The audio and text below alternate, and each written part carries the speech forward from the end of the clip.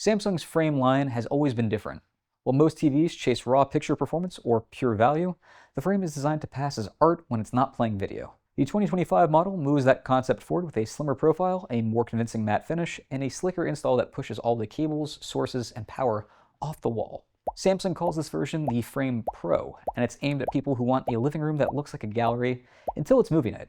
Hey there, I'm Evan from Ratings.com. Today, I'll walk you through the image quality, processing, and gaming, reflections, and daily usability performance. Then, I'll stack the Frame Pro against a couple of alternatives to answer one question. Should you buy this TV?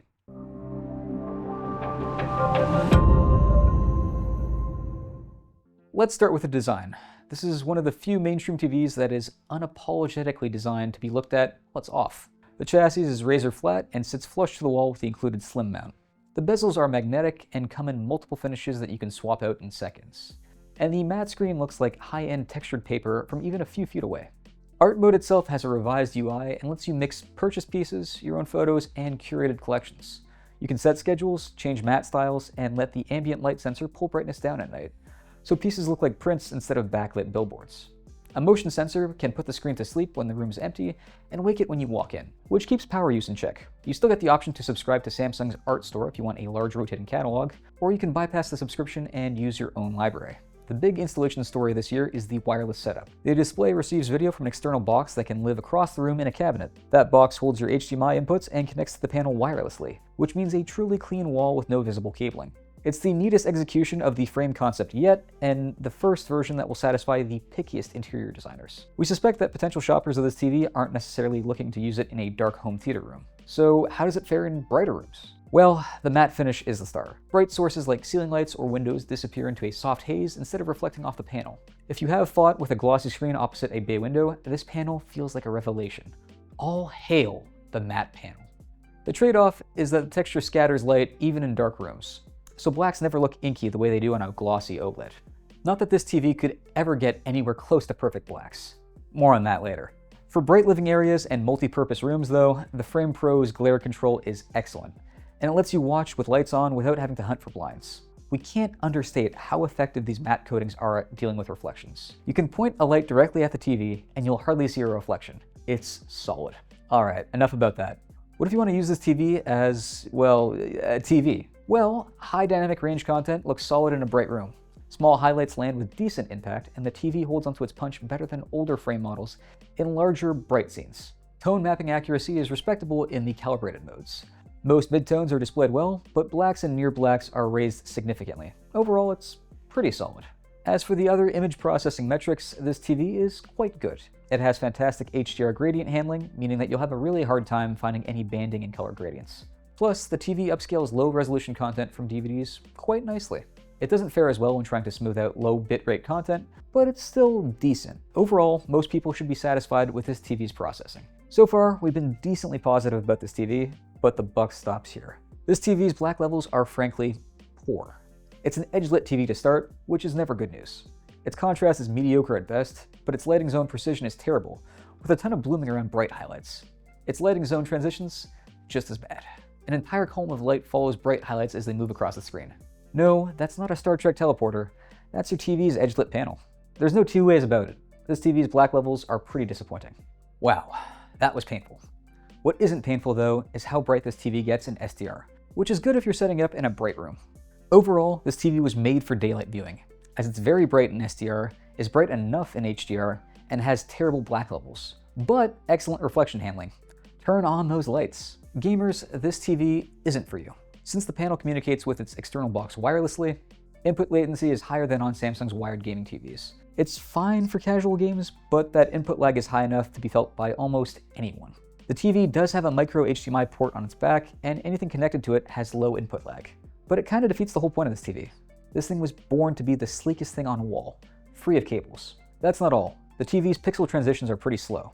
So, not only do you get high input lag, but you'll also notice smearing in fast-paced games. It's really not an optimal experience. Finally, the TV doesn't currently have a way to enable HGIG, though Samsung promised to roll back those changes to how it used to be. But for those of you who prioritize HDR accuracy, you won't have it.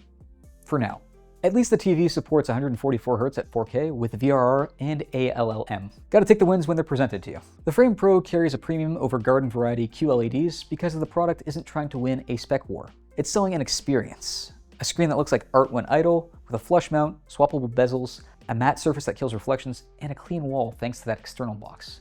If those things speak to you, the package delivers in a way that few other mainstream TVs do. But if you do want a TV that kind of looks like the frame, has a matte coating, but with way better image quality, enter the Samsung QN90F. It gets much brighter than the Frame Pro, holds that brightness on larger HDR highlights, and looks cleaner in rooms with lots of windows. Sports and daytime TV look more vibrant on the QN90F, and the TV has far lower input lag. If you never use art mode and you mainly want a premium living room TV for bright spaces, the QN90F is the better choice. Maybe the most surprising thing about this comparison is that the vastly better performing QN90F is usually sold for a few $100s less than the Frame Pro at the same size.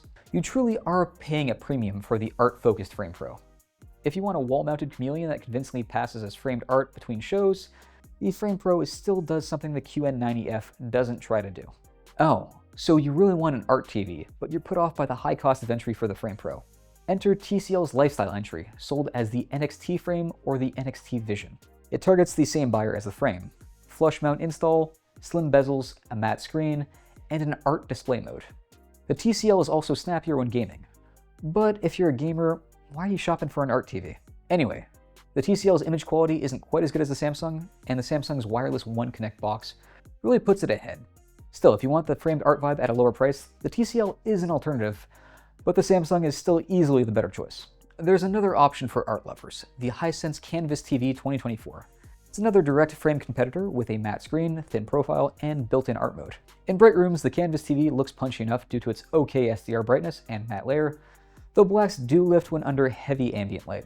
Compared to the Frame Pro, the Hisense wins on value, but Samsung remains ahead due to the wireless One Connect cable management and overall image quality. The Canvas is snappier for gaming, but gamers should still look elsewhere if that's a priority. Overall, if budget is tight and you want that gallery aesthetic with decent daytime performance, the Canvas TV is a strong value proposition, although the Frame is still the better product overall.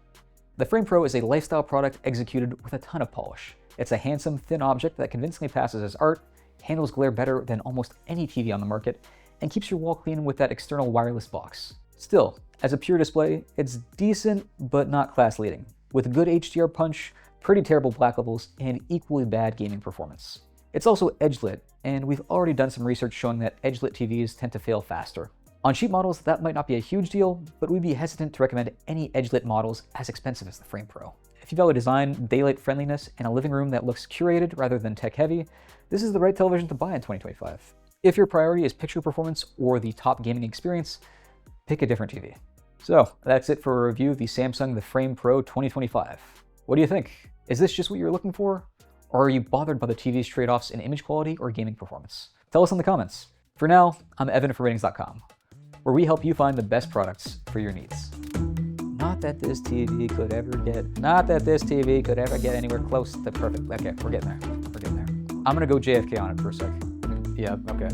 Not that this TV could, oh my God.